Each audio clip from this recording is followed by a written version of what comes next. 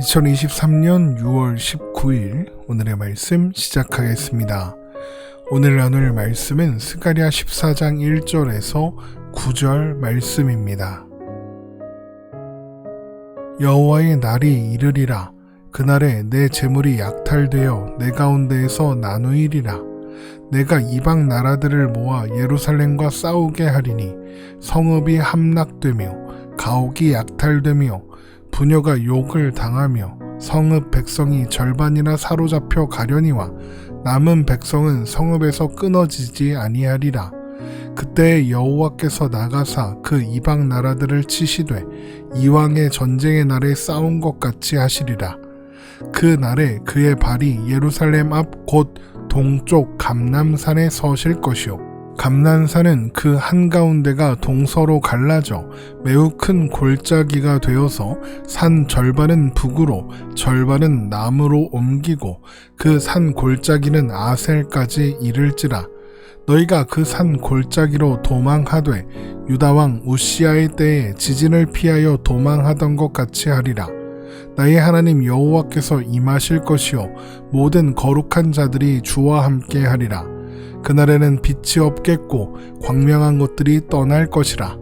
여호와께서 아시는 한 날이 있으리니 낮도 아니요 밤도 아니라 어두워 갈 때에 빛이 있으리로다. 그날에 생수가 예루살렘에서 솟아나서 절반은 동해로 절반은 서해로 흐를 것이라. 여름에도 겨울에도 그러하리라. 여호와께서 천하의 왕이 되시리니 그날에는 여호와께서 홀로 한 분이실 것이요 그의 이름이 홀로 하나이실 것이라. 아멘. 하나님은 탐욕의 기반을 두고 헛되고 거짓된 평화와 번영을 약속하는 우상과 거짓 선지자와 더러운 귀신을 제거하심으로써 이후로는 하나님의 백성들이 탐욕에 미혹되지 않게 하겠다고 하십니다. 그 일을 위해서 하나님은 죄와 더러움을 씻는 샘을 여셨고 그 샘의 모든 죄와 더러움을 씻는 하나님의 백성들은 죄와 더러움을 분별하고 멀리하게 될 것입니다. 그런데 그 일을 이루기 위해서는 하나님의 짝된 목자가 칼에 쓰러져야 합니다. 그리고 이어지는 하나님의 연단이 있어야 하죠.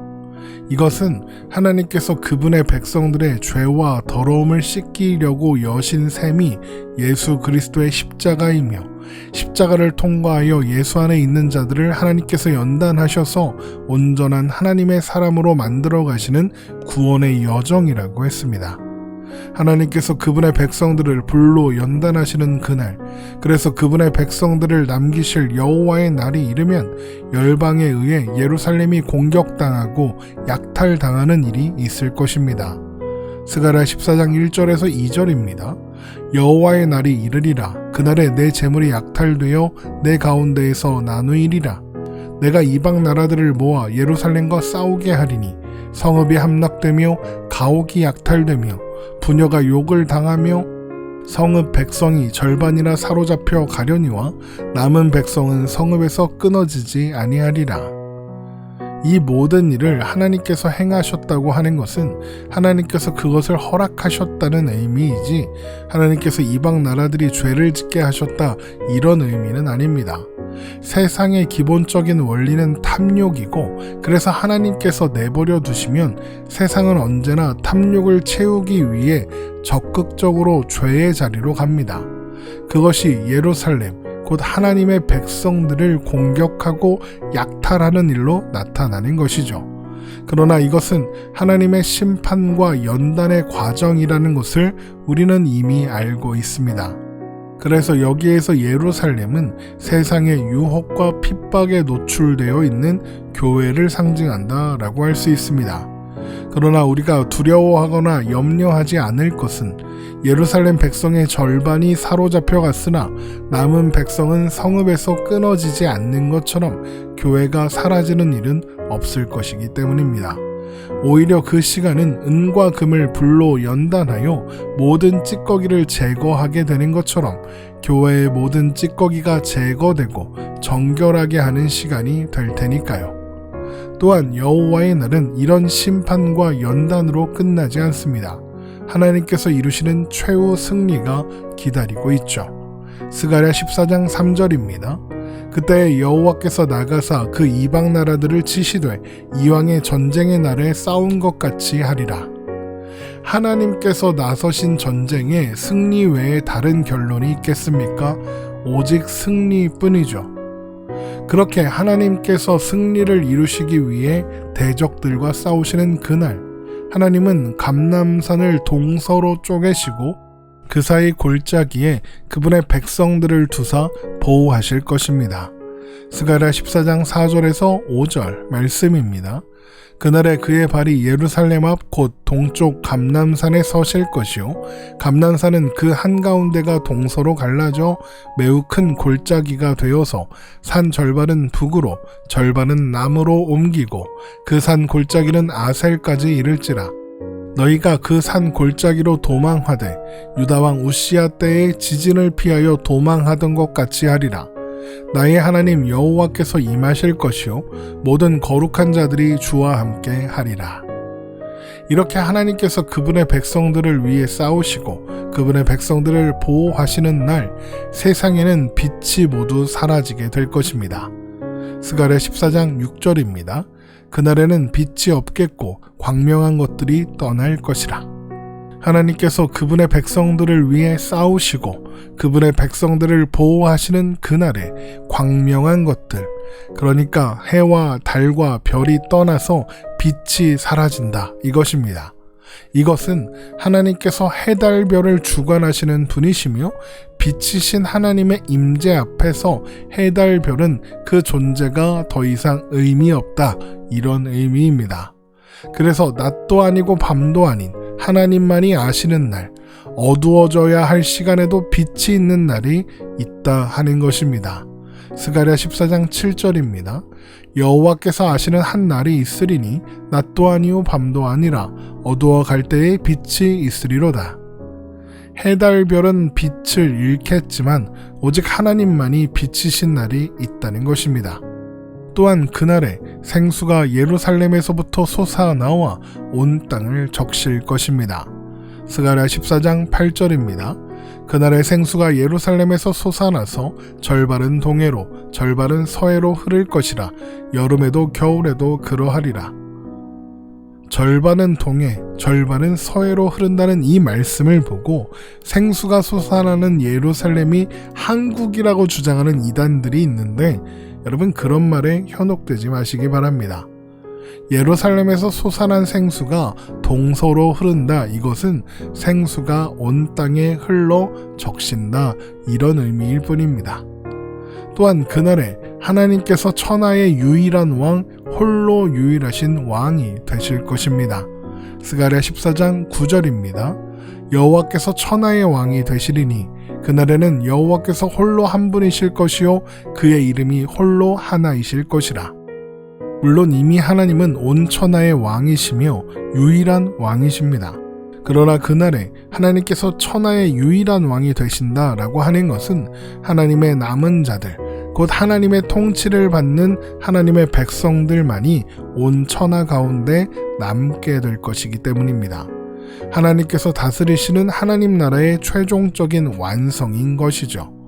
그런데 해달별의 비침이 의미가 없고 예루살렘에서 생수가 흘러나와 온 땅을 적시는 그날, 하나님께서 온 천하의 유일한 왕으로서 보좌에 앉으신 것을 보게 되는 그날, 그래서 하나님 나라가 최종적으로 완성되는 그날은 언제일까요?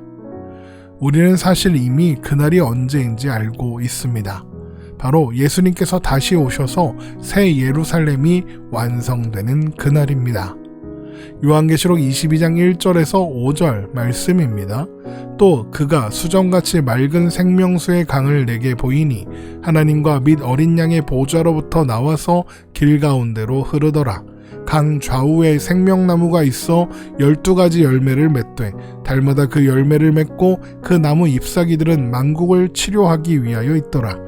다시 저주가 없으며 하나님과 그 어린 양의 보좌가 그 가운데에 있으리니 그의 종들이 그를 섬기며 그의 얼굴을 볼 터이요 그의 이름도 그들의 이마에 있으리라. 다시 밤이 없겠고 등불과 햇빛이 쓸데없으니 이는 주 하나님이 그들에게 빛이심이라. 그들이 세세토록 왕노릇하리로다. 이것이 하나님의 백성들의 결론이고 교회의 결론입니다. 그래서 이 약속은 신자로 오늘을 살아가는 우리들에게 큰 위로가 되고 격려가 됩니다. 우리의 신앙 여정은 결코 쉽지 않습니다. 우리는 매일 세상이 약속하는 헛된 번영의 약속을 거절해야 하고 탐욕을 멀리해야 하며 모든 죄와 싸워야 합니다. 그 싸움은 우리를 넘어지게 하고 지치게 하죠. 심지어 하나님의 자녀된 우리의 존재와 위치를 의심하게 만듭니다. 그렇게 세상은 우리를 끊임없이 두렵게 하고 흔들어 대는 것이죠. 그러나 우리는 이 모든 일의 결론을 이미 아는 사람들입니다. 물론 결론을 안다고 해서 두렵지 않고 견디기 쉽다는 말은 아닙니다. 그러나 이미 그 결론을 알기에 우리는 오늘을 견디며 살 수 있는 겁니다. 그 모든 시간은 우리의 싸움이 아니라 하나님의 싸움이라는 것을 믿기 때문이죠.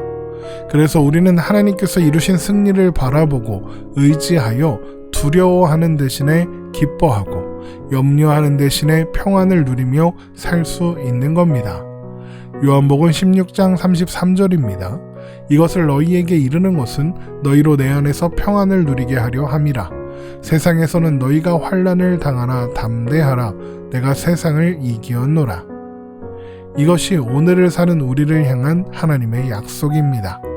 이미 승리하셨다는 이 선포보다 더 큰 위로와 격려는 없을 겁니다. 우리는 이 시간을 혼자 견디며 살지 않습니다. 하나님이 우리와 함께 계십니다. 하나님께서 눈동자와 같이 우리를 지키시며 하나님은 우리를 고와 같이 버려두지 않으십니다. 하나님이 우리를 잊으시는 시간은 단 한순간도 없습니다. 우리가 새 예루살렘에 들어갈 때까지 완성된 하나님 나라 백성으로서 영원을 살고 영원한 기쁨을 누리게 되는 그날까지 하나님은 우리를 인도해 가실 것입니다. 그러므로 우리는 오늘을 믿음으로 하나님께서 이루실 그날을 바라보고 기대하며 살아가야 하겠습니다. 오늘 말씀 이렇게 마치겠습니다. 오늘도 행복한 하루 되시기를 주님의 이름으로 축원합니다.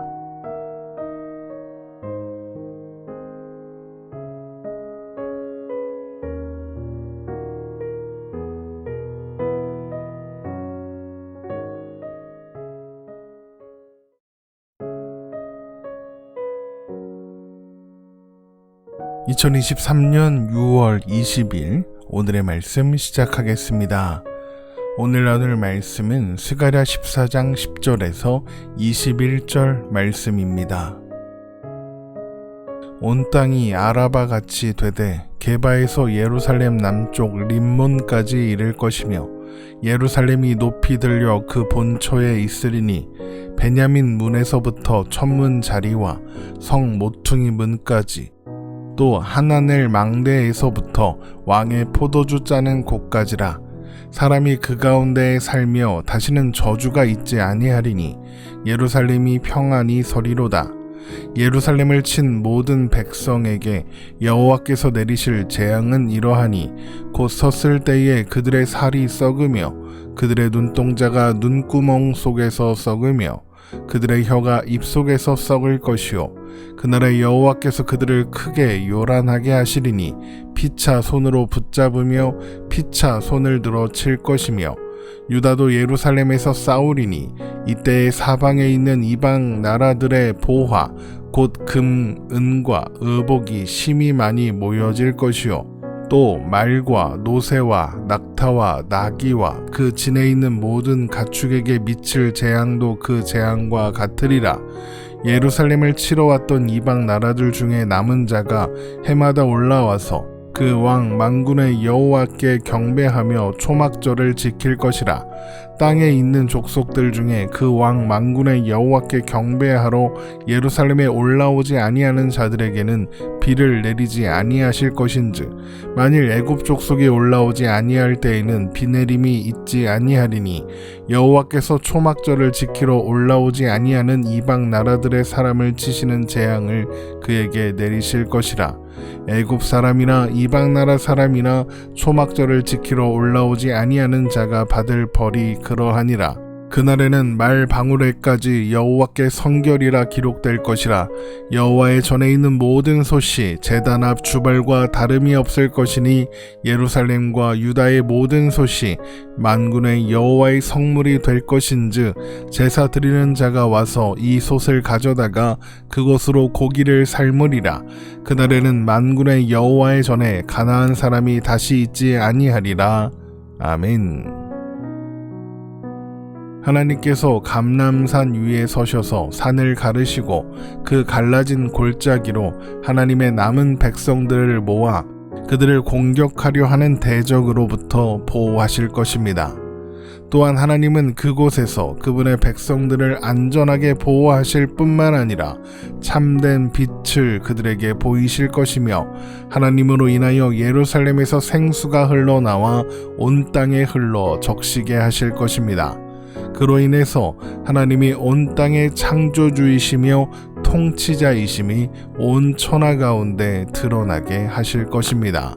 스가랴 14장 9절입니다. 여호와께서 천하의 왕이 되시리니 그날에는 여호와께서 홀로 한 분이실 것이요 그의 이름이 홀로 하나이실 것이라. 하나님께서 왕 되시는 나라, 그 안에서 하나님의 백성들이 영원한 안식을 누릴 나라가 임한다는 것이죠. 그러면 그날이 언제라고 했습니까? 바로 예수님께서 이 땅에 다시 오시는 날이라고 했습니다. 그날은 반드시 올 것이며 그 나라는 반드시 완성될 것입니다. 그래서 우리는 비록 이 세상 가운데 살아가지만 또 그 가운데서 고난과 어려움을 겪는 일이 있겠지만 기뻐하고 즐거워할 수 있는 것입니다. 우리는 이 세상이 전부가 아니며 이제 곧 완성될 하나님 나라가 있다는 것을 믿고 있으니까요. 그렇게 하나님께서 그 나라를 이루시는 날 예루살렘을 중심으로 한 온 땅이 아라바와 같이 될 것입니다. 스가랴 14장 10절입니다. 온 땅이 아라바같이 되되 게바에서 예루살렘 남쪽 림몬까지 이를 것이며 예루살렘이 높이 들려 그 본처에 있으리니 베냐민 문에서부터 천문 자리와 성 모퉁이 문까지 또 하나넬 망대에서부터 왕의 포도주 짜는 곳까지라. 아라바는 평지, 초원이라는 이름으로 팔레스타인을 남북으로 가로지르는 낮고 평평한 초원지대를 통칭하는 말입니다. 그러니까 온 땅이 아라바와 같이 된다. 이것은 이스라엘 주변의 모든 험난한 지형이 평평해질 것이다 라는 말이 됩니다. 그런데 평지에 있는 성은 산지에 있는 성에 비해서 적의 침입에 취약할 수밖에 없습니다. 사방이 열려있는 구조니까요. 그래서 예루살렘은 산지에 있었고 북이스라엘의 수도인 사마리아 또한 산지에 있었던 겁니다. 그렇기 때문에 평지에 성을 세운다. 이것은 주위 사방에 대적할 만한 적이 없거나 어떠한 상황에서도 성을 안전하게 지킬 수 있다는 보증이 있을 때에만 할 수 있는 일입니다. 그런데 이제 예루살렘 사방의 온 땅이 아라바와 같이 평지가 될 것이랍니다. 산지에 있던 예루살렘이 평지에 있는 성이 되는 셈이죠. 이것이 무엇을 의미하겠습니까? 이제 후로는 그 어떤 존재도 예루살렘의 대적이 될 수 없으며 어떠한 상황에서도 예루살렘은 안전할 것이다. 이런 의미입니다. 어떻게 그렇게 될 수 있을까요? 하나님께서 온 땅의 왕이시기 때문입니다. 온 땅의 왕이신 하나님께서 계시는 예루살렘에 불안이나 두려움이 있을 곳은 없으며 그 안에 있는 하나님의 백성들은 언제나 안전과 평안만을 누리게 될 테니까요.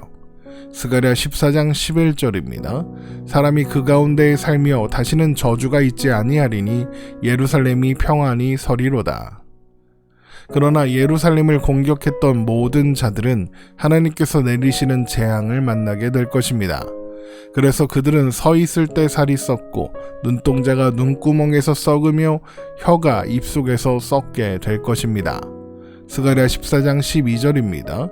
예루살렘을 친 모든 백성에게 여호와께서 내리실 재앙은 이러하니 곧 섰을 때에 그들의 살이 썩으며 그들의 눈동자가 눈구멍 속에서 썩으며 그들의 혀가 입속에서 썩을 것이요. 서 있을 때 살이 썩고 눈동자가 눈구멍에서 혀가 입속에서 썩는다는 것은 겉으로 보기에는 멀쩡히 서 있고 그래서 눈도 있고 입도 있고 다 있는 것처럼 보여서 살아있는 것처럼 보이지만 죽어 있다는 겁니다. 아무리 강력한 군대라 해도 하나님의 행하심 앞에서는 온통 썩은 시체에 불과하다는 것이죠. 그러므로 그날에 그들에게는 큰 요란함, 큰 소동이 있을 것입니다. 스가랴 14장 13절입니다.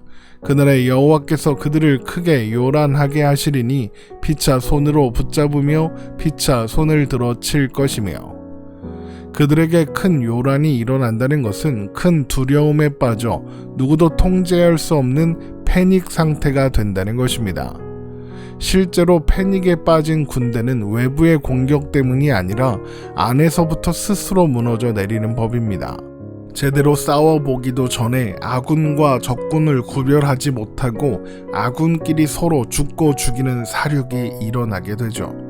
성경에는 그런 사건들이 여러 번 기록되어 있습니다.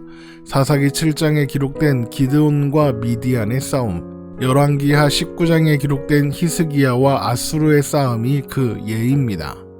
하나님이 보호하시는 성 앞에 선 대적들은 그들이 아무리 크고 강한 군대라 해도 스스로 무너져 내릴 존재에 불과할 뿐 하나님의 백성들을 괴롭게 할 수 없는 것입니다. 그러므로 그날의 하나님의 백성들은 예루살렘으로부터 나와 이방 나라들의 보화를 전리품으로 취하게 될 것입니다. 스가랴 14장 14절입니다. 유다도 예루살렘에서 싸우리니 이때 사방에 있는 이방 나라들의 보화 곧 금, 은과 의복이 심히 많이 모여질 것이요. 유다가 예루살렘에서 싸운다고는 하죠. 하지만 그들이 하는 일이 무엇입니까? 전리품을 취하는 것뿐입니다. 이것은 이 전쟁이 하나님께서 수행하시는 전쟁이며 유다가 자신의 힘으로 싸우는 전쟁이 아니라는 것을 보여줍니다. 이스라엘의 힘, 하나님의 백성들의 힘은 그들 자신에게 있는 것이 아닙니다. 오직 하나님께만 있을 뿐입니다. 그러나 이방 나라들이 소유한 살아있는 생물들은 그들의 주인과 같이 저주를 받아 썩어지게 될 것입니다. 스가랴 14장 15절입니다. 또 말과 노새와 낙타와 나귀와 그 진에 있는 모든 가축에게 미칠 재앙도 그 재앙과 같으리라.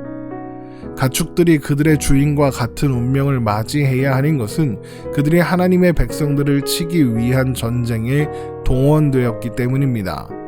말은 기병을 태우고 병거를 끌었을 것이며 노새와 낙태와 나귀는 군대를 먹이기 위한 식량과 필요한 물건들을 운반했을 겁니다. 그렇게 그들은 그들의 주인 때문에 주인과 같은 죄를 범했고 그래서 주인이 받아야 하는 저주를 함께 받게 되는 것이죠. 그리고 그렇게 하나님의 완전하고 완벽한 승리가 선포될 것입니다. 그런데 이런 하나님의 완전한 승리를 목격한 이방 나라들 중에 남은 자들이 하나님이 온 땅의 주인이시며 왕이시라는 사실을 알게 되는 일이 있을 것입니다. 그래서 그들은 해마다 하나님 앞에 나아와 왕 되시는 하나님을 경배하며 초막절을 지키게 될 것입니다. 스가랴 14장 16절입니다. 예루살렘을 치러 왔던 이방 나라들 중에 남은 자가 해마다 올라와서 그 왕 만군의 여호와께 경배하며 초막절을 지킬 것이라. 초막절은 한 해 동안 수고한 것을 거두어 저장하며 지키는 절기인 동시에 출애굽한 후에 초막에 거주했던 것을 기념하는 절기입니다. 그래서 초막절에는 한 해의 결실을 감사한다는 의미와 출애굽으로부터 출발한 이스라엘의 새로운 시작을 감사하고 기념하는 의미가 있습니다. 그런데 이제 이방 나라들 중 남은 자들이 초막절을 지키러 하나님께로 나아온답니다. 이것은 초막절의 의미를 생각해보면 이방 나라들 중에도 하나님의 백성으로서 새로운 시작을 하는 남은 자들이 있으며 그들도 하나님 안에서 풍성한 열매를 누리게 된다, 이런 의미가 되는 것입니다.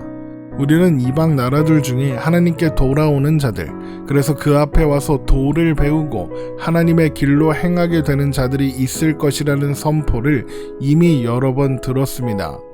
그리고 그 약속 덕분에 이스라엘이라는 민족과는 아무 상관없는 우리가 하나님의 백성이요 자녀로 살 수 있게 된 것이죠.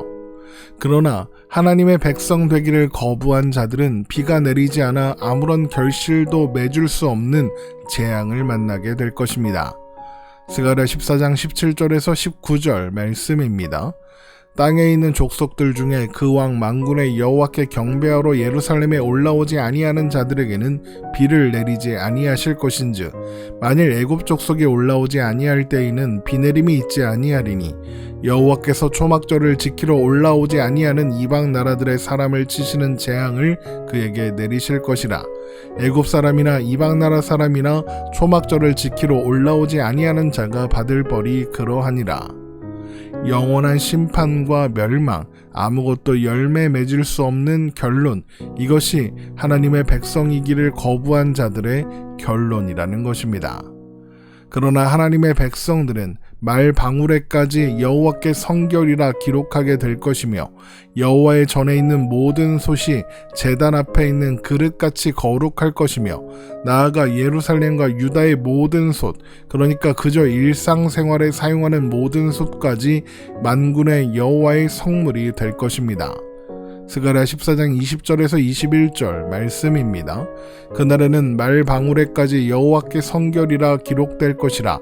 여호와의 전에 있는 모든 솥이 제단 앞 주발과 다름없을 것이니 예루살렘과 유다의 모든 솥이 만군의 여호와의 성물이 될 것인즉 제사 드리는 자가 와서 이 솥을 가져다가 그것으로 고기를 삶으리라. 그날에는 만군의 여호와의 전에 가나안 사람이 다시 있지 아니하리라. 성물이 따로 있지 않고 하나님의 백성들이 사용하는 모든 물건들이 성물이 된다는 것입니다. 굳이 예배의 시간을 구별하지 않아도 또 예배에 사용될 물건을 구별하지 않아도 모든 시간이 예배의 시간이 되고 모든 물건이 예배에 사용하는 물건이 되는 것입니다.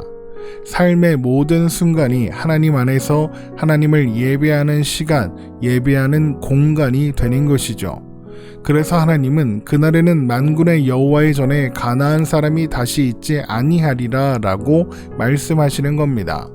하나님께서 하나님 나라를 완성하시는 그날, 그래서 그분의 백성과 백성 아닌 자들이 명확하게 구별되는 날이 이르면 그분의 백성 아닌 자들은 심판을 받아 사라질 것이며 그분의 백성들은 출신과 배경과 혈통과는 상관없이 하나님의 백성이라는 이름으로 하나님의 전에 함께 서게 될 테니까요.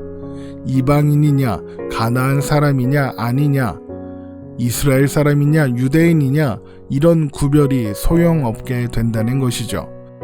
하나님 나라와 그 나라에 속한 백성은 혈통이나 육정이나 사람의 뜻으로 되는 일이 아니니까요. 요한복음 1장 12절에서 13절 말씀입니다. 영접하는 자, 곧 그 이름을 믿는 자들에게는 하나님의 자녀가 되는 권세를 주셨으니 이는 혈통으로나 육정으로나 사람의 뜻으로 나지 아니하고 오직 하나님께로부터 난 자들이니라. 완전한 하나님 나라의 완성에 대한 약속, 바로 이것이 오늘 우리가 살펴본 스가랴서의 결론인 것입니다. 우리는 오늘도 그 약속을 바라보며 오늘을 살아갑니다. 우리 안에 이미 시작되었으며 결국에는 완성되고야 말 영원한 하나님 나라가 우리에게 있습니다. 그래서 우리에게 하나님 나라는 그저 죽어서 가는 곳이 아니라 오늘을 하나님을 왕으로 모시고 사는 삶이며 우리의 삶 모든 순간을 예배하는 자로 살아가며 우리의 삶을 거룩으로 채워가는 삶입니다. 이것을 항상 기억하며 그 나라를 살아가는 자의 기쁨과 평안을 누리며 오늘도 경건을 이루며 하나님 나라 백성으로 온전히 세워져가는 우리가 되기를 주님의 이름으로 축원합니다. 이렇게 26번에 걸쳐서 스가랴서의 말씀을 모두 살펴보았습니다. 다음 시간에는 12소 선지서의 마지막 책인 말라기서의 말씀을 살펴보도록 하겠습니다. 오늘도 주님 안에서 행복한 하루 되시기를 주님의 이름으로 축원합니다.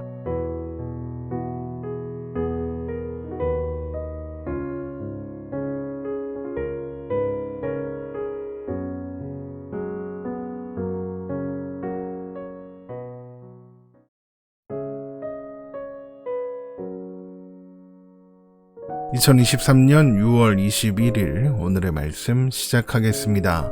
오늘 나눌 말씀은 말라기 1장 1절 말씀입니다.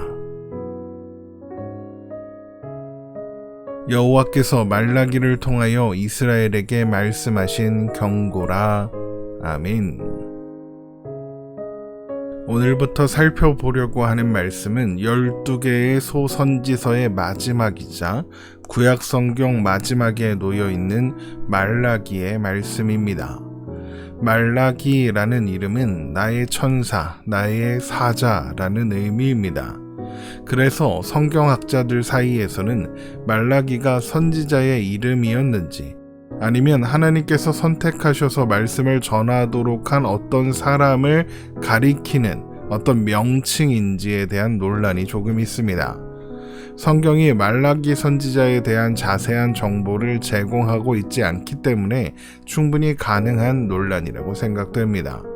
그러나 말라기가 선지자의 이름이든 아니면 일종의 별명 같은 칭호였든 사실 그것은 그렇게 중요한 것이 아닙니다. 정말로 중요한 것은 하나님께서 그를 통해 선포하신 말씀 그 자체일 테니까요. 먼저 말라기 선지자가 활동한 시기는 말라기서의 내용으로 미루어 보아 바벨론 포로 귀환 후 새로운 성전이 완성되고 어느 정도 시간이 흘러 종교 예식이 성전에 자리 잡고 있었던 때로 보입니다. 왜냐하면 말라기서가 성전에서 드리는 제사의 진정성을 지적하고 있기 때문입니다. 말라기 1장 10절입니다. 만군의 여호와가 이르노라. 너희가 내 제단 위에 헛되이 불사르지 못하게 하기 위하여 너희 중에 성전 문을 닫을 자가 있었으면 좋겠도다.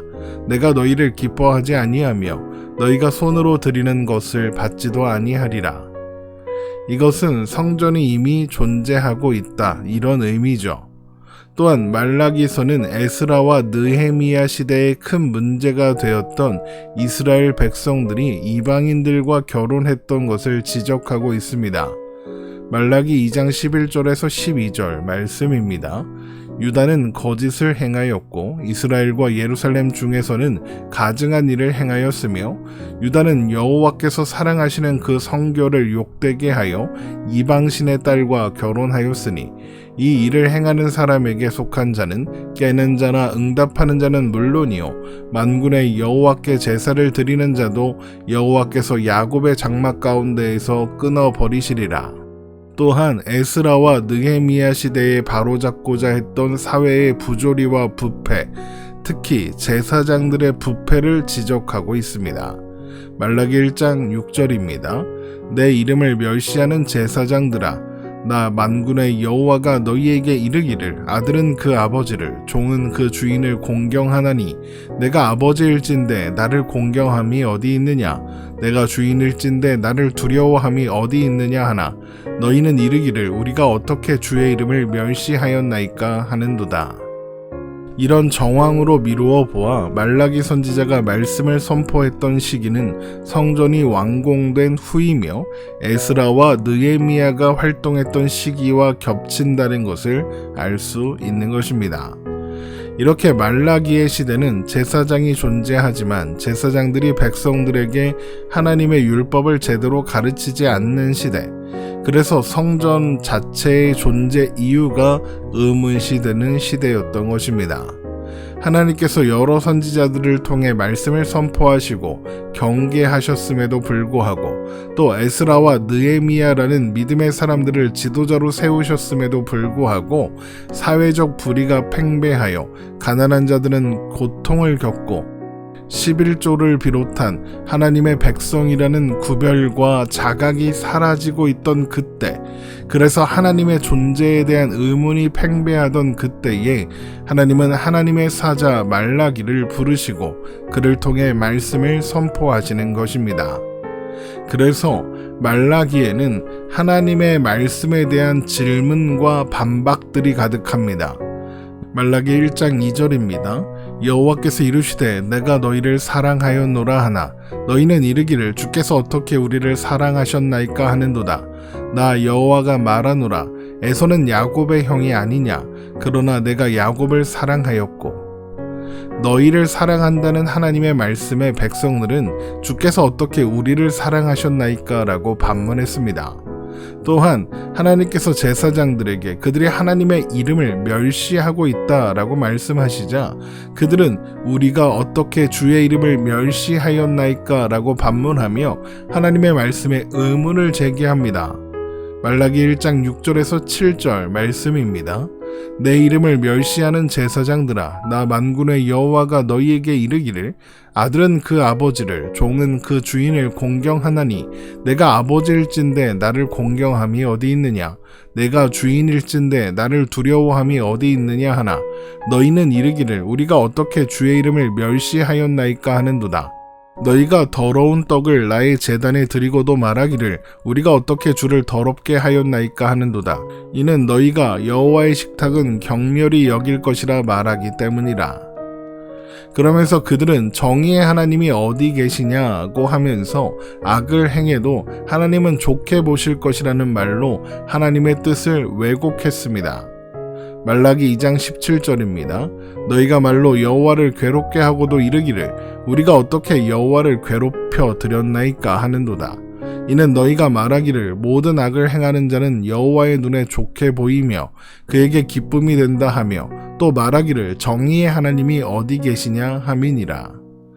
그뿐 아니라 죄로부터 돌이켜 돌아오라는 하나님의 말씀에는 우리가 어떻게 하여야 돌아가리이까 그러니까 우리는 떠난 적이 없습니다 라고 말했습니다. 말라기 3장 7절입니다. 만군의 여호와가 이르노라 너희 조상들의 날로부터 너희가 나의 규례를 떠나 지키지 아니하였도다. 그런즉 내게로 돌아오라. 그리하면 나도 너희에게로 돌아가리라 하였더니 너희가 이르기를 우리가 어떻게 하여야 돌아가리이까 하는도다. 또한 하나님께서는 11조와 봉헌물이 하나님의 소유이며 그것을 외면하고 소홀히 하는 것은 하나님의 것을 도둑질하는 것이라고 말씀하셨으나 그들은 우리가 언제 하나님의 것을 도둑질했냐고 반문했습니다. 말라기 3장 8절입니다.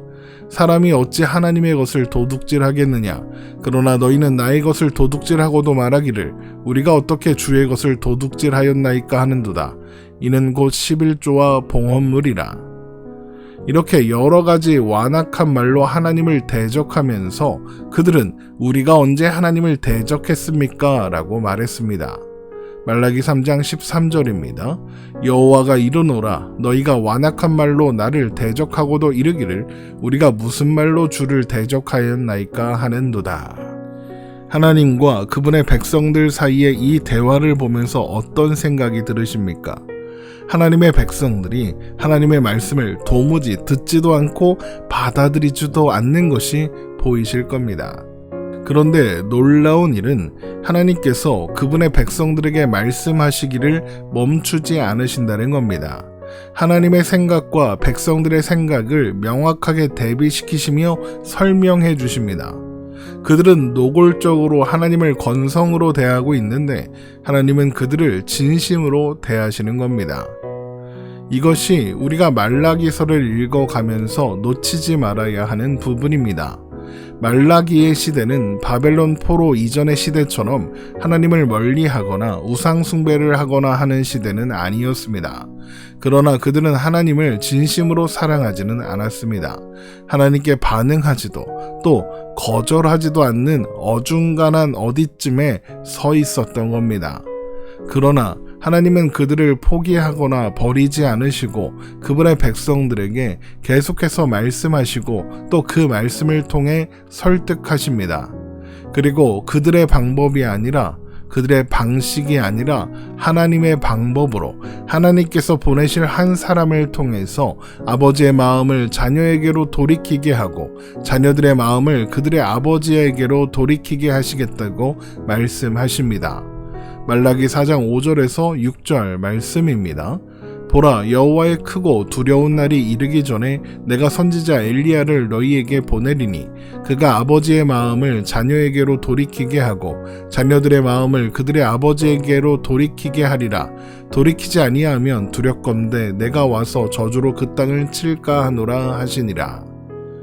하나님은 그분의 백성을 끝까지 포기하지 않으시며 그들을 향한 사랑을 멈출 생각이 없으신 것입니다. 이것이 우리를 향한 하나님의 마음, 하나님의 진심입니다.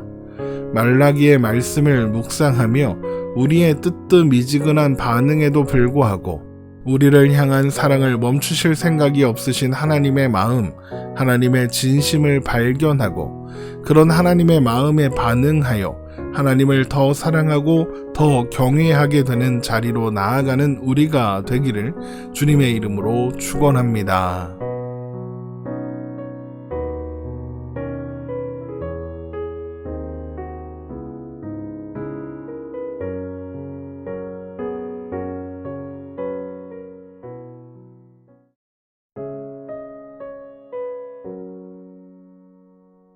(2023년 6월 22일) 오늘의 말씀 시작하겠습니다. 오늘 나눌 말씀은 말라기 1장 2절에서 5절 말씀입니다. 여호와께서 이르시되 내가 너희를 사랑하였노라 하나 너희는 이르기를 주께서 어떻게 우리를 사랑하셨나이까 하는도다. 나 여호와가 말하노라. 에서는 야곱의 형이 아니냐. 그러나 내가 야곱을 사랑하였고 에서는 미워하였으며 그의 산들은 황폐하게 하였고 그의 산업을 광야의 이리들에게 넘겼느니라. 에돔은 말하기를 우리가 무너뜨림을 당하였으나 황폐한 곳을 다시 쌓으리라 하거니와 나 만군의 여호와는 이르노라. 그들은 쌓을지라도 나는 헐리라. 사람들이 그들을 일컬어 악한 지역이라 할 것이요 여호와의 영원한 진노를 받은 백성이라 할 것이며 너희는 눈으로 보고 이르기를 여호와께서는 이스라엘 지역 밖에서도 크시다 하리라. 아멘. 말라기서는 그분의 백성들을 향한 하나님의 변함없는 사랑과 관심 그리고 언약에 대한 책입니다. 그러나 하나님의 백성들은 하나님의 변함없는 사랑과 관심에 의문을 제기합니다. 하나님이 언제 우리를 사랑하셨느냐? 우리가 하나님께 뭘 그렇게 잘못했냐? 언제 우리가 하나님의 이름을 멸시하고 언제 우리가 하나님을 떠났느냐? 우리가 언제 하나님을 대적했느냐? 이런 식으로 말입니다. 하나님의 말씀을 하나님의 말씀으로 듣지 않으며 순종할 생각도 없는 것입니다. 놀라운 것은 그럼에도 불구하고 하나님께서 그분의 백성들을 향한 설득을 멈추지 않으신다는 겁니다. 바로 말라기가 그런 하나님의 설득을 기록하고 있는 책입니다. 그분의 백성들을 향한 하나님의 첫 번째 설득은 내가 너희를 사랑한다입니다. 말라기 1장 2절입니다. 여호와께서 이르시되 내가 너희를 사랑하였노라 하나 너희는 이르기를 주께서 어떻게 우리를 사랑하셨나이까 하는도다. 나 여호와가 말하노라. 에서는 야곱의 형이 아니냐. 그러나 내가 야곱을 사랑하였고. 그러나 이스라엘 백성들은 하나님이 어떻게 우리를 사랑하셨냐며 하나님의 사랑에 의문을 제기합니다. 이렇게 그들이 하나님의 사랑에 의문을 제기하는 이유는 무엇일까요? 그 이유는 그들이 하나님의 사랑을 느낄 수 없다 이렇게 생각하기 때문입니다. 그러면 그들은 왜 하나님의 사랑을 느낄 수 없다 그러는 걸까요? 그 이유는 자신들이 원하는 방식의 보상이 없기 때문입니다. 그러면 그들이 원하는 보상이란 또 무엇일까요?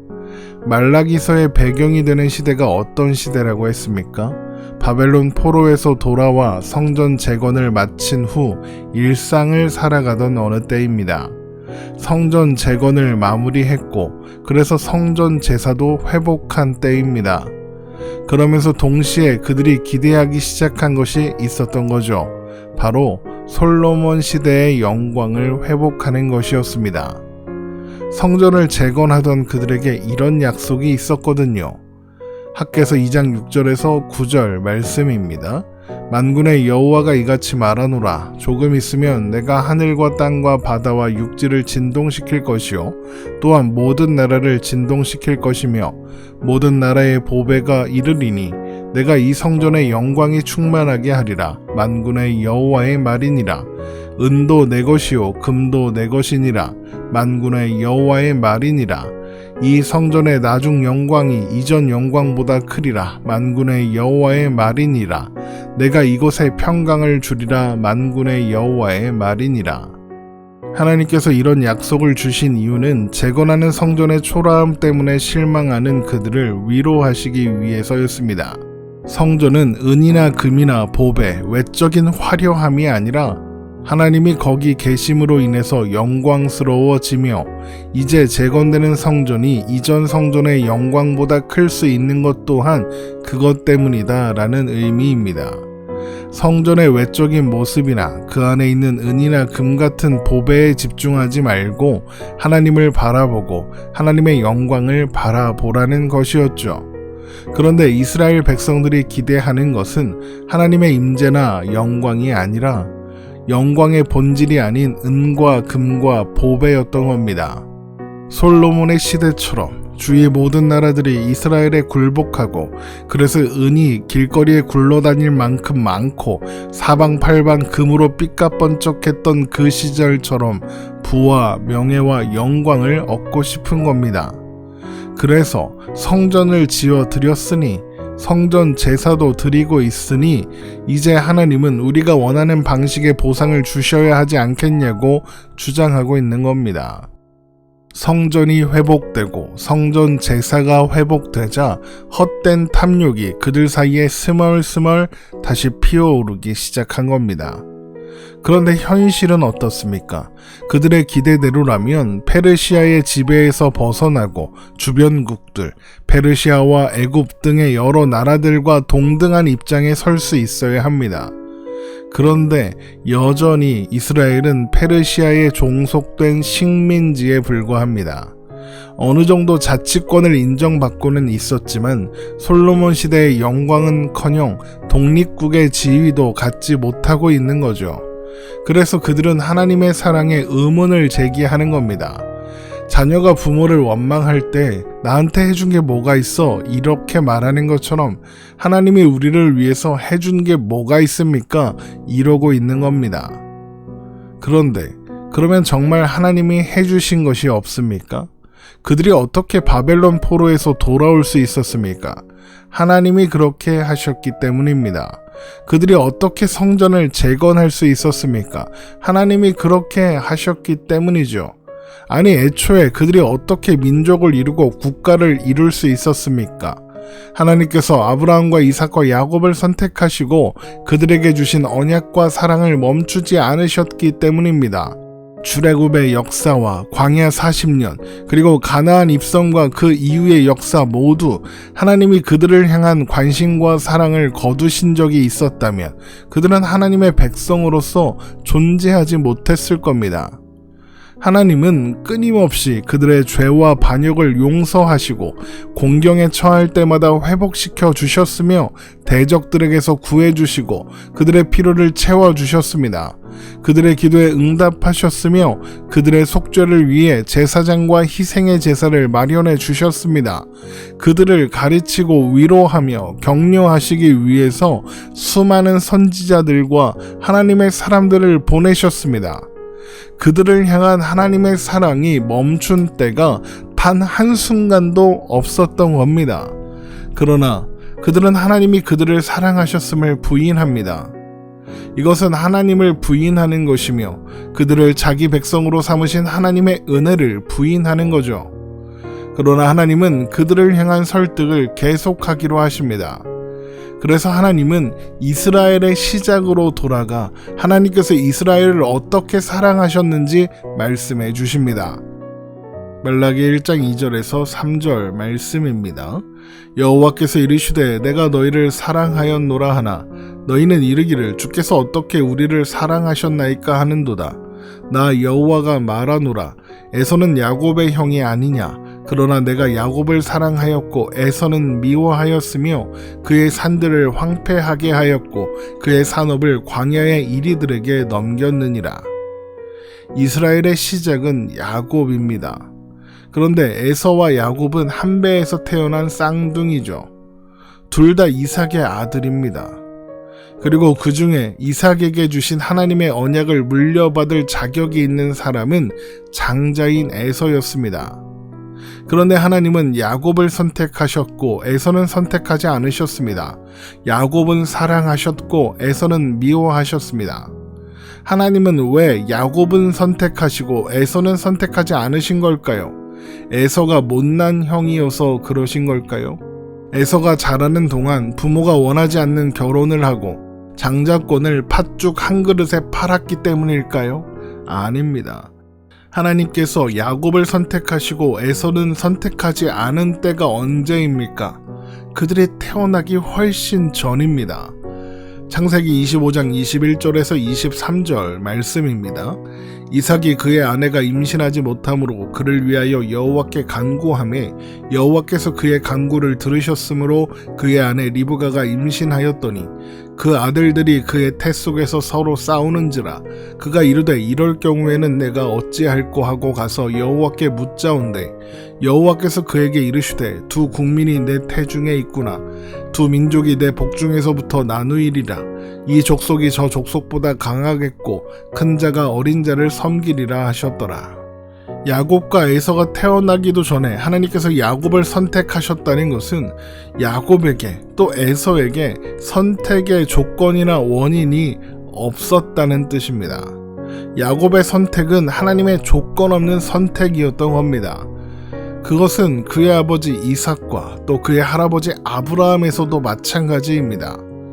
그들에게 무언가 자격이 있어서 하나님이 그들을 선택하실 만한 조건이 있어서 그들을 선택하신 게 아니었습니다. 하나님의 조건 없는 선택으로 인해서 그들은 하나님의 백성이 되었고 그 후손인 이스라엘 백성들도 마찬가지입니다. 이스라엘을 향한 하나님의 사랑은 하나님의 선택으로 시작되었고 하나님의 언약으로 드러났던 겁니다.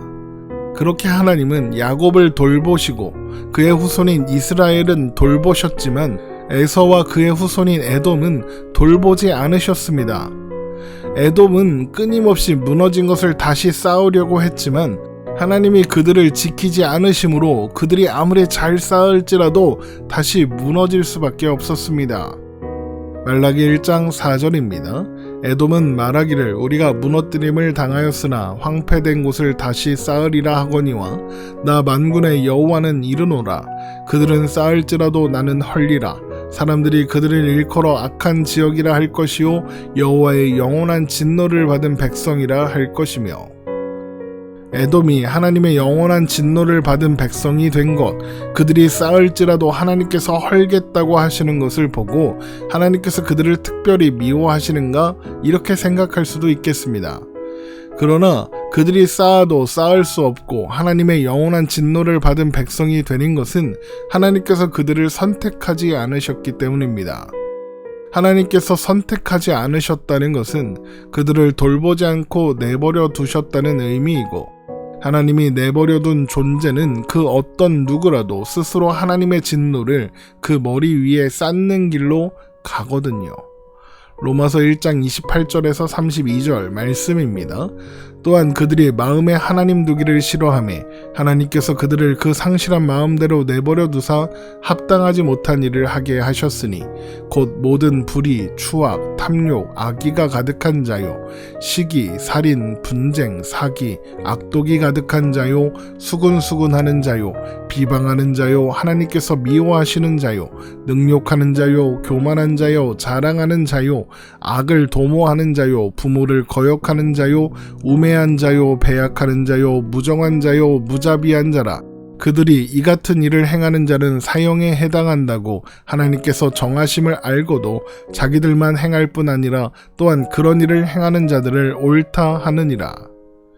이것이 하나님이 선택하지 않은 존재, 그래서 내버려 두신 존재가 가는 길이고 에서와 에돔 족속이 가는 길인 겁니다. 그러나 야곱과 이스라엘은 다릅니다. 하나님은 그들을 선택하셨고 그들을 돌보셨습니다. 에돔의 수고와 노력은 언제나 헛됐지만 그들의 수고는 헛되지 않았습니다. 하나님의 조건 없는 선택의 결과로 그들은 하나님의 백성이 되었고 하나님께서 그들을 돌보심으로 그들의 모든 수고와 노력이 헛되지 않게 지키신다는 사실은 하나님께서 선택하지 않은 자들의 운명을 통해서 더 확실히 대비되고 드러나게 되는 겁니다. 이것을 본다면 이스라엘 백성들은 하나님이 어떤 분이신가를 기억하며 하나님이 자신들을 어떻게 사랑하셨는가를 생각하고 하나님은 이스라엘 지역 안에서뿐만 아니라 밖에서도 하나님이시라는 사실, 하나님이 온 세상의 창조주이시고 통치자이시라는 사실을 고백해야 하는 겁니다. 말라기 1장 5절입니다. 너희는 눈으로 보고 이르기를 여호와께서는 이스라엘 지역 밖에서도 크시다 하리라. 온 세상의 창조주이시며 통치자이신 하나님께서 그들을 선택하지 않았다면, 그래서 그들을 사랑하지 않으셨다면 그들의 운명이 에돔과 달랐겠으며 이스라엘 지역 밖에 있는 그 외의 많은 민족과 나라들과 달랐겠습니까? 똑같았겠죠. 그러나 하나님은 야곱을 선택하셨고 사랑하셨습니다. 그래서 그들을 하나님의 보호와 인도 안에 두셨습니다. 이것보다 더 확실한 하나님의 사랑의 근거가 있겠습니까? 그리고 이런 조건 없는 선택을 근거로 하는 사랑이 그대로 우리에게 주어졌습니다. 로마서 9장 12절에서 16절입니다. 리브가에게 이르시되 큰 자가 어린 자를 섬기리라 하셨나니 기록된 바 내가 야곱은 사랑하고 에서는 미워하였다 하신과 같으니라. 그런즉 우리가 무슨 말을 하리요? 하나님께 불의가 있느냐? 그럴 수 없느니라. 모세에게 이르시되 내가 긍휼히 여길 자를 긍휼히 여기고 불쌍히 여길 자를 불쌍히 여기리라 하셨으니 그런즉 원하는 자로 말미암음도 아니요 다른 박질하는 자로 말미암음도 아니요 오직 긍휼히 여기시는 하나님으로 말미암음이니라. 하나님이 우리를 긍휼히 여기셨습니다. 우리를 사랑하셨다는 거죠. 그래서 우리를 택하시고 부르셔서 구원하셨습니다. 그래서 우리를 하나님의 자녀로 삼아 주셨습니다. 우리가 하나님께 무언가 먼저 드려서 조건과 원의를 제공해서 그렇게 되지 않았습니다. 하나님이 먼저 사랑하셨고 먼저 선택하셨으며 그래서 먼저 이루셨습니다. 그리고 지금 이 순간에도 우리를 향한 사랑을 포기하지 않으시고 인도하고 계십니다. 그런 사랑을 받은 우리가 어떻게 탐욕에 기반한 세상의 만족과 기쁨을 구하며 그것이 없으면 하나님이 나를 사랑하지 않는 거라고 말할 수 있겠습니까? 그럴 수는 없는 일이죠. 하나님께서 우리를 어떻게 선택하셨고 어떻게 사랑하셨는가를 기억하며 우리에게 가장 좋은 것을 주기 원하시는 하나님의 진심을 배우며 이 세상의 만족과 기쁨이 아니라 하나님의 뜻이 우리의 삶에 이루어지기를 구하며 그래서 이스라엘 백성들이 간 길이 아니라 하나님이 언제 우리를 사랑하셨습니까? 라고 질문하는 그 길이 아니라 하나님과 함께 하나님과 동행하는 그 길을 걸어가는 우리가 되기를 주님의 이름으로 축원합니다.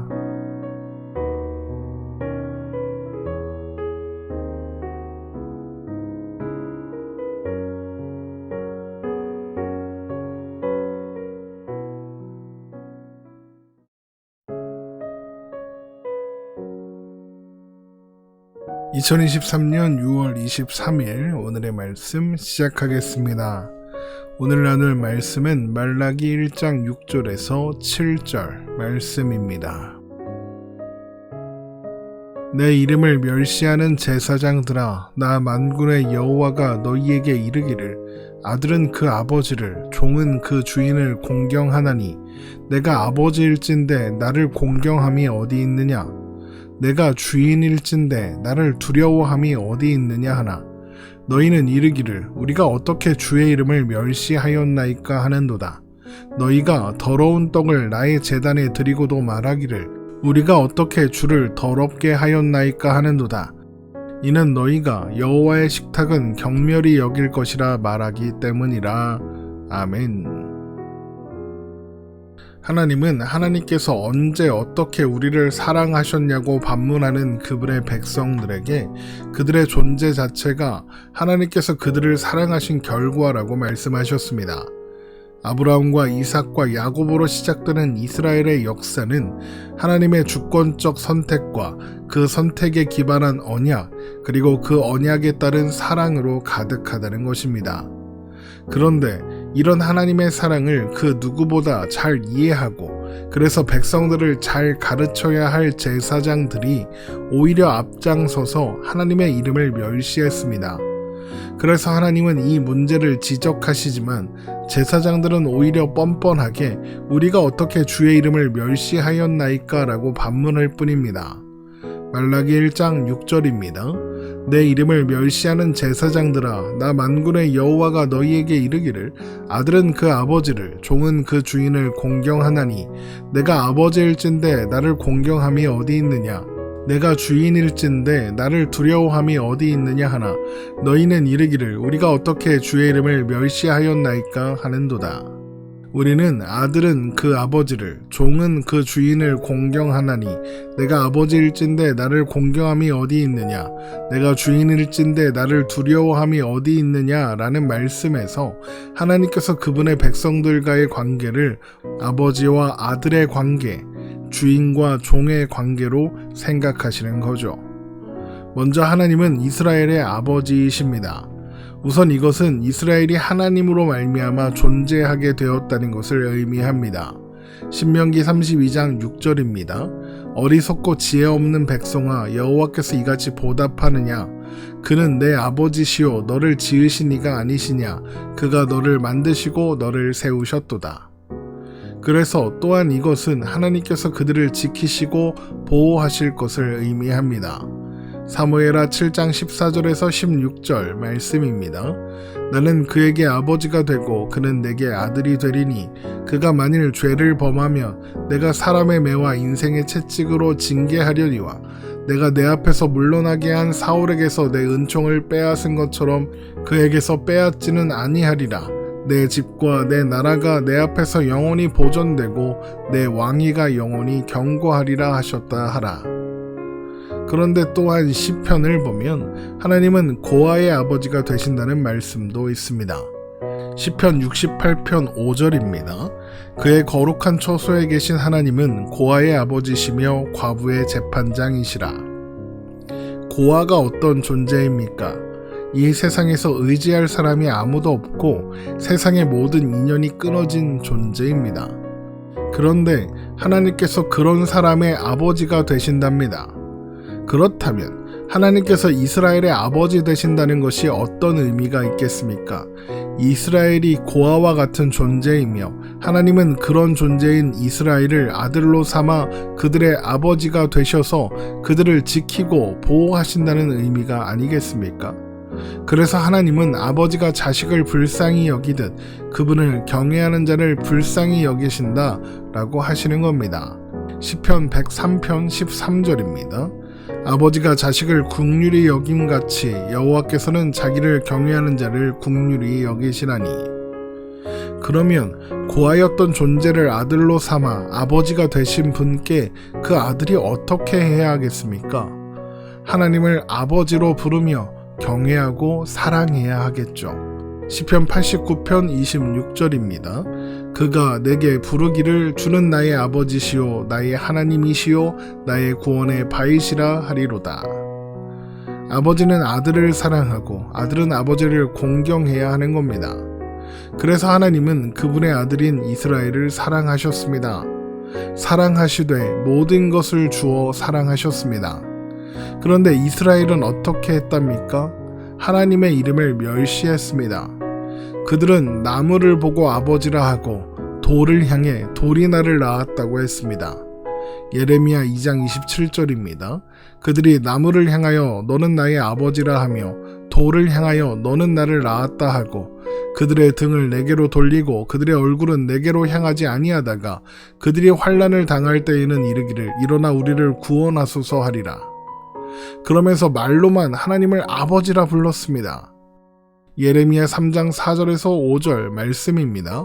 내가 이제부터는 내게 부르짖기를 나의 아버지여, 아버지는 나의 청년 시절의 보호자이시오니 노여움을 한없이 계속하시겠으며 끝까지 품으시겠나이까 하지 아니하겠느냐.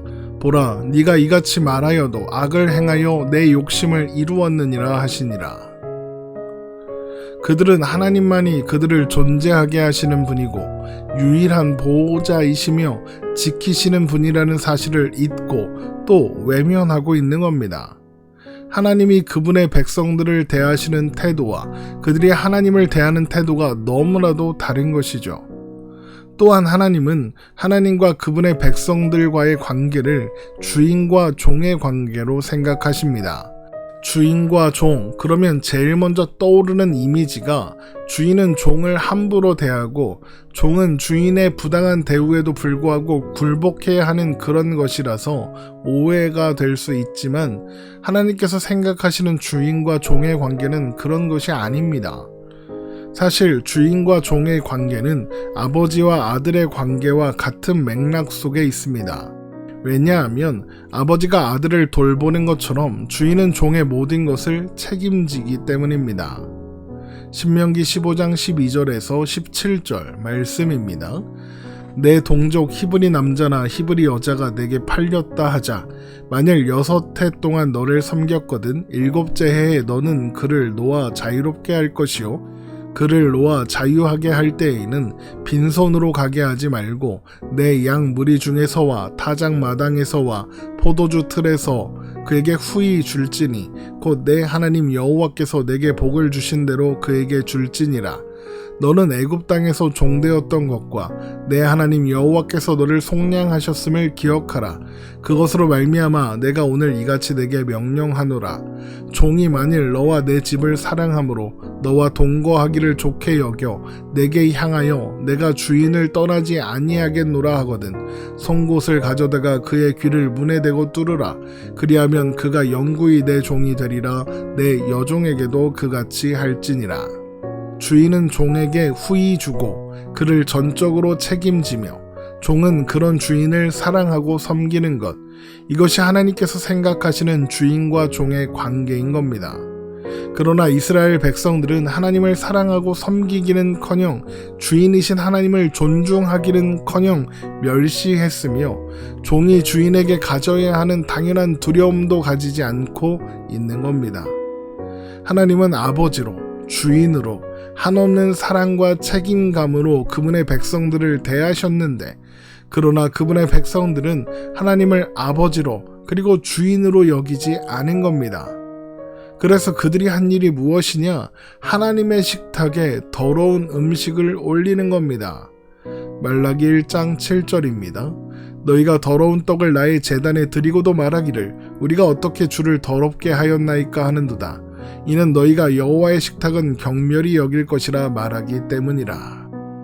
그들이 하나님을 아버지로 주인으로 생각했다면 그분의 식탁에 더러운 음식을 올리지는 않았겠죠. 그러나 그들은 하나님의 식탁에 오염된 음식을 드렸습니다.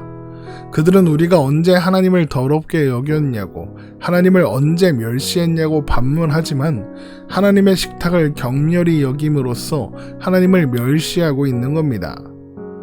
여기에서 여호와의 식탁은 성소 안에 있는 진설상을 의미하며 그 위에 올렸다는 더러운 떡은 진설상 위에 올리는 12개의 진설병을 의미합니다. 진설병이 12개인 것은 그것들이 이스라엘 12지파를 상징하기 때문입니다. 그리고 진설상을 마주본 자리에 등잔대가 있고 등잔대의 빛이 항상 진설상을 비춥니다. 이것은 하나님께서 이스라엘의 빛이 되신다는 상징입니다. 이렇게 진설상과 진설병이 하나님과 그분의 백성들과의 관계를 설명하고 상징하고 있기 때문에 그 위에 올리는 진설병을 관리하는 것은 제사장의 중요한 책무였습니다. 특히 제사장들은 안식일마다 진설병을 교체하고 가지고 나온 진설병을 먹어야 했습니다. 진설병을 안식일마다 교체하는 것은 진설병이 상할 수도 있기 때문이기도 하지만 이스라엘의 존재가 상하고 결국에는 썩을 수밖에 없는 진설병과 같다는 것을 기억하게 하기 위한 일이었습니다. 그런데 제사장들은 더러운 떡을 하나님의 식탁에 올렸습니다. 제사장들이 어떻게 더러운 떡을 하나님의 식탁에 올렸는지는 정확히 알 수 없지만 아마도 하나님께서 사용하라고 하신 고운 가루가 아니라 값싸고 거칠은 굵은 가루로 떡을 만들었을 수도 있고, 진설병을 안식일마다 교체하지 않고 썩을 때까지 두었다가 버렸을 수도 있고, 혹은 진설병을 교체하기만 하고 먹지 않았기 때문일 수도 있습니다. 그러나 어떤 형태로 더러운 떡을 드렸는가는 중요한 문제가 아닙니다. 어떤 형태였든 그들이 하나님을 경외하는 마음 없이 제사장의 직무를 하고 있다는 것은 분명하니까요. 그러면 그들은 왜 이런 식으로 진설병을 다루고 그것을 진설상에 올린 걸까요? 그것을 번거롭고 귀찮은 것으로 여겼기 때문입니다. 말라기 1장 12절입니다. 그러나 너희는 말하기를 여호와의 식탁은 더러워졌고 그 위에 있는 과일 곧 먹을 것은 경멸히 여길 것이라 하여 내 이름을 더럽히는도다. 이 말씀을 표준 세번역 성경으로 보면 이해가 훨씬 쉽습니다. 말라기 1장 12절의 말씀을 표준 세번역 성경으로 읽어드리겠습니다. 그런데 너희는 주님께 차려 드리는 상쯤은 더러워져도 괜찮아 하면서 너희들도 싫어하는 음식을 제물이라고 그 위에 바치니 너희는 지금 내 이름을 더럽히고 있다. 제사장들이 하나님께 드리는 식탁이 좀 더러우면 어떠냐, 밥이라도 차려드리는 게 어디냐 라고 한다는 겁니다. 하나님께 드리는 제사가 번거롭고 귀찮고 그래서 아무렇게나 해도 된다, 이렇게 생각하고 있다는 거죠. 그러니까 자신들이 하나님께 밥을 차려드리는 거라고 생각하고 있다는 겁니다. 그런데 하나님께서 하나님의 식탁을 왜 그들에게 맡기셨겠습니까? 하나님이 하나님의 식탁에서 식사를 하셔야 하기 때문일까요? 아닙니다. 앞에서 말씀드린 것처럼 하나님의 식탁은 하나님의 은혜를 드러내는 상징으로 하나님의 은혜를 기억하게 하는 방편으로 주신 겁니다. 이름은 하나님의 식탁이지만 그 식탁은 하나님을 위한 것이 아니라 그분의 백성들을 위한 것입니다. 결국 그들이 하나님의 식탁에 떡을 올리는 일을 번거롭게 여기며 더러운 떡을 올리면서도 아무렇지 않게 하고 있다는 것은 그들이 하나님의 자녀이며 종이라는 사실, 그래서 그 무엇과도 비교할 수 없는 은혜로 사랑을 받았다는 사실을 잊고 있는 겁니다. 말라기 1장 2절에서 주께서 어떻게 우리를 사랑하셨나이까 라고 했던 그 마음이 아버지이시며 주인이신 하나님의 은혜와 사랑을 놓치게 한 겁니다. 우리가 잊지 말아야 하는 것이 바로 이것입니다. 하나님께서 우리에게 맡기신 모든 것들, 교회와 예배, 11조와 헌금, 헌신과 봉사, 선행, 기타 외 모든 것들, 이런 모든 것들은 하나님이 하나님조차고 그게 하나님께 좋은 일이라서 맡기신 게 아닙니다. 그 모든 것은 우리로 하여금 하나님의 은혜를 기억하게 하고 하나님을 알게 하기 위해서, 그러니까 우리를 위해서 주어진 겁니다. 하나님은 무언가 필요하신 분이 아니고 우리에게 무언가 얻어내야 하는 분이 아니십니다. 이것을 잊고 내가 무언가 하나님께 드린다는, 하나님께 무언가 해드린다 이런 생각을 한다면, 또 그런 태도로 이런 일들을 한다면 그것을 하나님께서 기뻐하실 수 있겠습니까? 하나님께서 그런 것들을 통해 우리에게 주시려는 유익을 얻을 수 있겠습니까? 아무 소용도 없는 헛된 일이 될 겁니다. 하나님은 우리 아버지이시고 주인이십니다. 우리는 그분의 자녀이며 그분의 종입니다. 그것이 하나님과 우리의 관계이며 우리의 위치입니다. 하나님께 받은 사랑과 은혜에 충만한 것을 여러분 기억하십시오. 그래서 아버지를 사랑하는 자녀로, 주인을 경외하는 종으로, 참된 하나님의 백성으로 함께 세워져 가기를 소망합니다. 오늘 말씀 이렇게 마치겠습니다. 오늘도 복된 하루 되시기를 주님의 이름으로 축원합니다.